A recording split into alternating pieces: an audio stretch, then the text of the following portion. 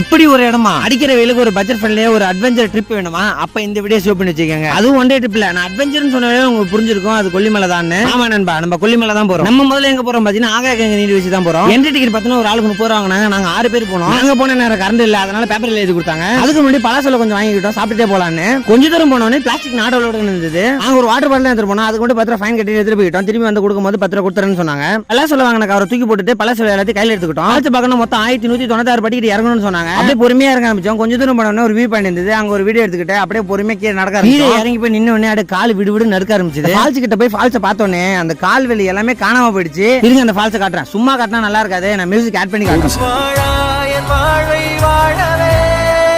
நம்ம எங்கெங்கே போட்டு ஏதோ சாப்பிட்றோம், எங்கெங்கே சுத்துறோம். ஆனா இந்த மாதிரி ஒரு இடத்துக்கு வந்து பார்த்தா தான் தெரியுது, அந்த ஃபீலிங் வேற மாதிரி இருக்கு. அதிகமா மழை பெய்யறதில்ல, இந்த ஃபால்ஸ் மூடிடுறாங்க. நாங்க ஜூன் 2ஆம் தேதி தான் போனோம். ஃபால்ஸ் ஓப்பன்ல தான் இருக்கு. இந்த வீடியோ உங்களுக்கு யூஸ்ஃபுல்லா இருக்கும்னு நினைச்சீங்கன்னா நம்ம வீடியோக்கு லைக் பண்ணிக்கங்க, அப்படியே நம்ம சேனல் சப்ஸ்கிரைப் பண்ணிக்கங்க நண்பா.